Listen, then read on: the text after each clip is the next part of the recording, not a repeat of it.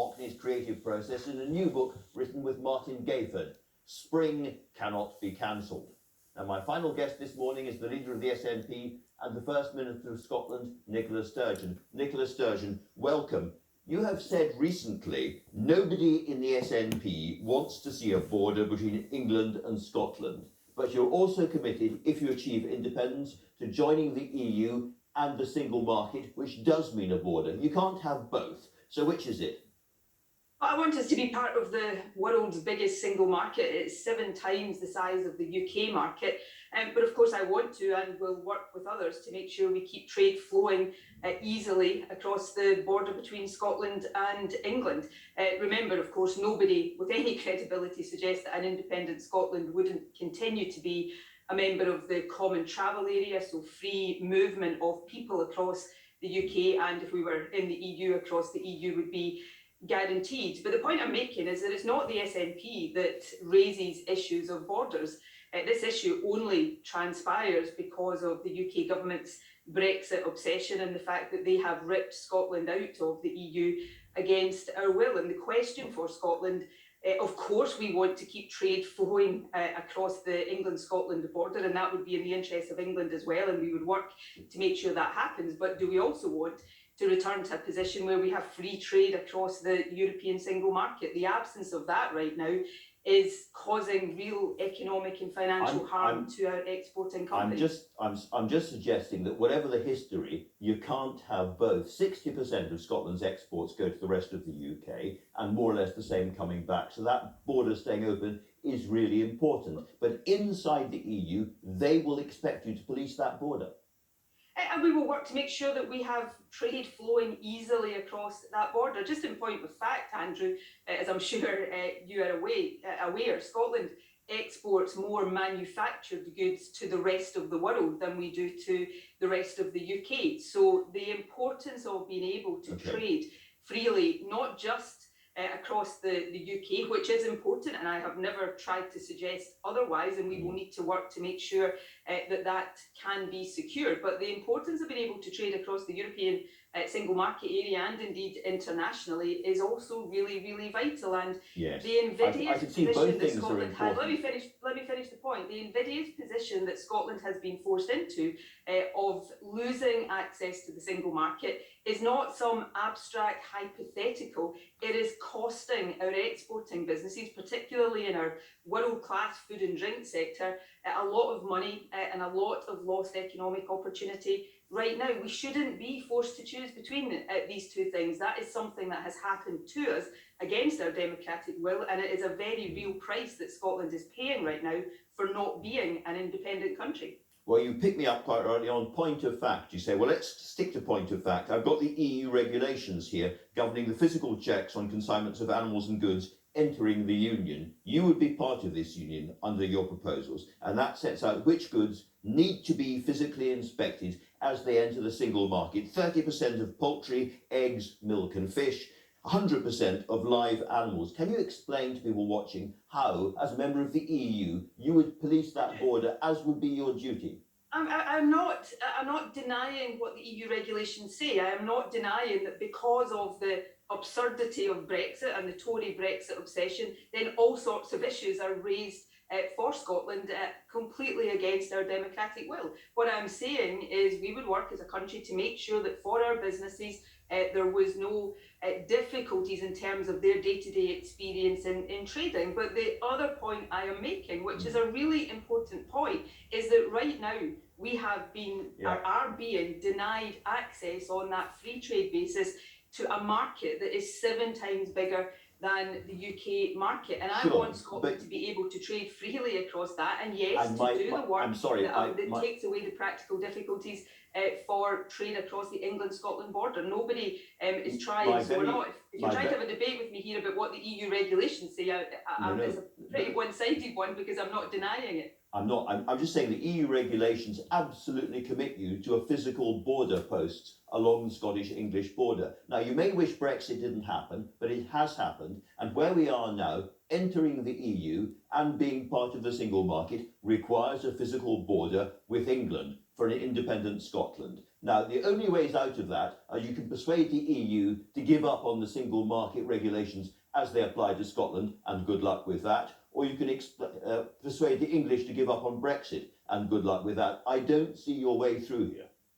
And we will put in place arrangements, and we will negotiate those arrangements with the UK that means that businesses do not, in a practical sense, suffer from any of that. And of course, before we get to a point where we're asking people to choose whether or not they want Scotland to become independent, which is the choice of the Scottish people, just as we did in 2014, we will set out all of the implications of independence, all of the advantages of independence, and all of the practical issues that people have to consider so that people make an informed choice.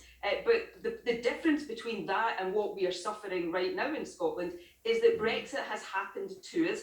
And as I say, it's not abstract. Our companies right now are having to deal with border issues that have been imposed on us completely against our will. The difference with independence is we look at all of the implications and we make a choice over what in the overall consideration is best for Scotland's interests. Right now, this is all happening to us because we don't have that choice. I understand that. I'm going to come to Brexit in a moment. But before we do, let's stick to the detail again. If Scotland rejoins the EU, businesses exporting to the UK would have to fill in customs declarations, which cost between £15 and £56 a piece. And some would need to fill in export health certificates, which cost up to £175 each. Are you telling Scottish exporters to the rest of the UK that is a price worth paying for independence?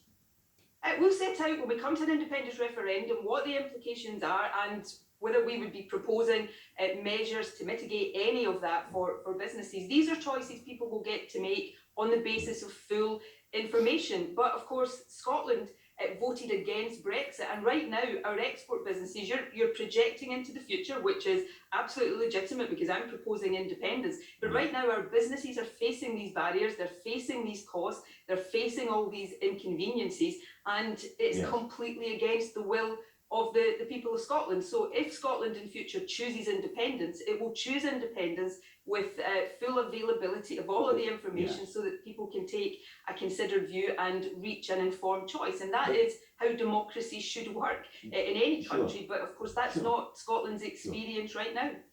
Your proposal in this election is it's a stepping stone to the referendum, which is a stepping stone to independence. So it is part of the same argument.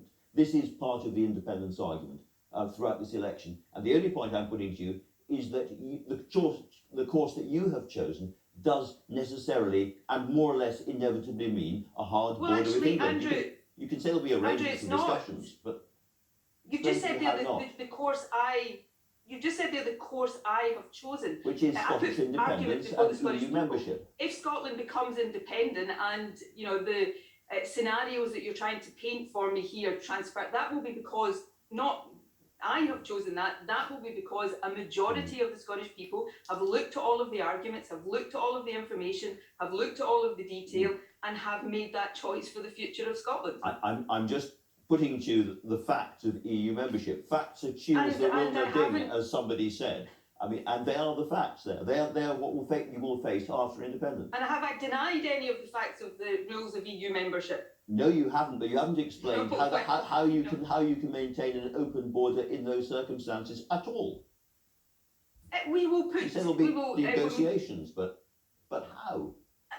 And that we will keep trade flowing freely. We will comply with all of the requirements of EU membership, but we will put in place arrangements to keep trade flowing. And of course, for people, right now, people in Scotland have lost their freedom of movement across the European Union. Independence with Scotland as part of the common travel area, not only do we keep our ability to travel freely across the common travel area, we get the ability again to travel freely across the European Union. Right now, Scotland will be our rights have been diminished completely against our democratic will. And in future, if Scotland chooses to be independent and chooses to come to a conclusion that on balance all of these things are in our best interest, that will be a democratic choice that Scotland makes on the basis of all of the information that is put forward. Of course it will be. I'm only putting to you that under your proposal, Scotland is the only part of the EU which had an open border for goods and animals and food processing and so forth with a non-EU member. The only part of the EU that had that advantage. And I think it's highly unlikely, that's all. Can I ask you, Has the SNP modelled the impact of independence on people's incomes?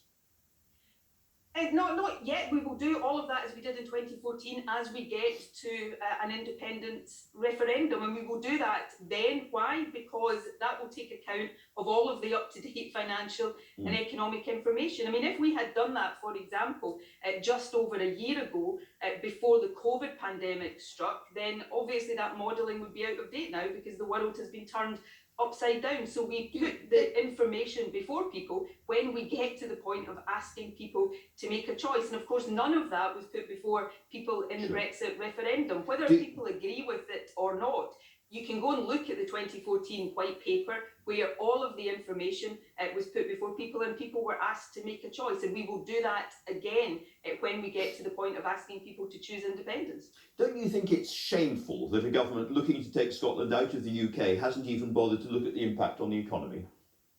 If I was asking people a week on Thursday to vote on the question of whether or not Scotland should be independent, then yes, I would agree with that. But I'm not asking people to make that choice on Thursday. And if I was to do all of that modelling now, we'd have to redo it when we got to the point of asking people to make that choice, because I believe it is right to only ask people to make a choice of that magnitude and of that importance on the basis of quality, up-to-date information. That's what we did in 2014, and it is what we will do again. We're in an election to the Scottish, we're in an election to the Scottish Parliament where I am asking people to vote for me as First Minister to continue to lead us through a global pandemic, then to implement a manifesto, a bold, transformative manifesto to get our recovery kick-started and to drive that recovery forward. And then, yet, when we're out of the crisis, to give people in Scotland the choice over what kind of future we want and what kind of country we want to build. And I will put before the people of Scotland the information they need to make that informed choice when we're asking them to make that. That's the right and proper way to proceed. It's just that you said back in 2018, you said, I really do think it is shameful that the UK government is the government that's looking to take the UK out of the European Union and hasn't even bothered to properly look at the impact on our economy. Yes, and Andrew. you're in the same position. No, I'm not in the same position. I mean, with the greatest of respect, Andrew, when I said that, they had a referendum without putting that position forward. They were in a negotiation with the EU, imposing or in the process of imposing a hard Brexit without having done that. We were in the reality not just of people having been asked to make a decision, but that decision being implemented. I am talking about a referendum in the future where people get the choice, that when we ask people to make that choice, you're absolutely right. It would be shameful for somebody in my position not to put that information before them. But you're asking me to put the cart rather before the horse, and you're comparing apples and pears, frankly, in terms of the two positions you're putting before me right now. I have a cart and some pears or something here because the LS... Well, good. Well, perhaps we could get on to them in the right order. We've got a Scottish Parliament election in just 10 days' time. We do. We could perhaps maybe talk about it. Okay. The LSE's Centre for Economic Performance have done some modelling, and they say that leaving the UK and rejoining the EU could drive down Scottish incomes by between 6.3% and nearly 8%, 7.6%. Is that the price people should be willing to pay for independence? I think if that's the study, I think you're quoting at me, and I'll be corrected if I'm wrong here. I think by its own admission, it was a very narrowly based study that didn't properly take account of the advantages. You say narrowly based, Nicola Sturgeon. You say narrowly based, but it's exactly the same study which produced the same model that you were quoting after Brexit. And then you said this analysis demonstrates that leaving the EU will have a profound and long-lasting impact on the public finances and the wider economic and societal well-being of Scotland. It's the same economist, the same model, the same analysis. Well, you know what you're quoting. I don't know for sure what you're quoting because I don't have it in front of me, but I will take your word. I will take your word for that, and I'll engage on the substance of the point. You see, the point you're putting to me, Andrew, is leading or asking people to lead to a conclusion that says that somehow uniquely, you were talking about unique situations earlier on, that somehow uniquely Scotland is incapable of being a successful, prosperous, independent country, notwithstanding the fact that we look across Europe right now, we look across the world and we see a plethora, a multitude of countries similar in size to Scotland, sometimes smaller than Scotland, lacking all of the resources that Scotland has. And, you know, by and large, almost without exception, these countries are wealthier than Scotland. Right. They are healthier than Scotland. They are happier in terms of the studies that are done. Scotland is one of the wealthiest countries in the world. And if you're pointing me to studies that are about Scotland's fiscal position within the United Kingdom, then frankly, that's not an argument against independence. That is an argument for Scotland being able to take control of our vast resources, make better economic decisions than Westminster governments tend to make on our behalf, and build the same prosperity that countries similar to us enjoy already. So frankly, these are arguments for Scotland becoming independent, not against. To be absolutely clear, of course I am not suggesting that an independent Scotland could not be prosperous. I am suggesting that there are choices and hard choices to be made. Of course. According to the IFS, your deficit is going to head towards 24 to 25% of GDP, much higher than the rest of the UK, and vastly worse than the 3% that the EU require for candidate states. So there is an enormous gap there to be filled. And yet in this election, you're spending money in all directions. For me here. You're making my point for me here. That deficit that you talk about, and you're quoting, I think, an IFS study that's not actually published yet, if it's the one I've read about in a newspaper this morning. But you're quoting a study that is about Scotland's fiscal position within the United Kingdom. It's not a reflection of what Scotland would be like as an independent country. And I'm sure it hasn't escaped your notice that the deficits and debt of all countries over the past year has increased, as countries quite rightly have borrowed to support COVID policies. The UK debt has gone over £2 trillion. Now, right now, the taxes that are paid in Scotland pay for health and education, all of those devolved services, as well as reserve services like welfare and pensions. So we raise the money to pay for all of these important things. And like every other country, we would have a deficit if we were an independent country tomorrow. But there's no credible economists in any other country suggesting that countries should manage those deficits through austerity and cuts. Again, why would Scotland be unique? And you talk about tough choices.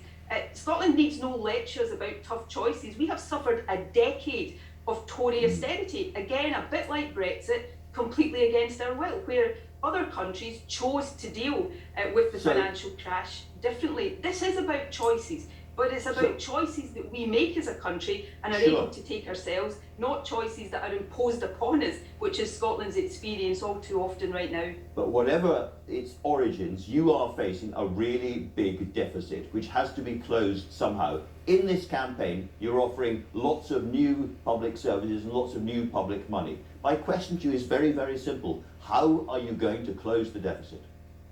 Well, if you're asking me about our manifesto for this election, I'm assuming you're familiar with the Scottish Government's medium-term financial strategy, which was published in January, which takes account of the projections from the Scottish Fiscal Commission, the OBR, in terms of the growth in our tax revenues over the lifetime of the next Parliament, also takes account of the best assumptions we can make, because we are still within the UK, of what the Barnett formula will deliver in terms of resources to Scotland, and we make a cautious assumption about what that allows us to deliver. And we're choosing to invest in things like 100,000 new affordable homes, for example, which will also help to kickstart economic activity and be a boost for our economy. Okay. Longer term, if you're projecting forward to when Scotland is independent and you're asking me how we deal with a deficit, we'll deal with a deficit in the same way almost every other country across the world that has a deficit deals with that. You manage your finances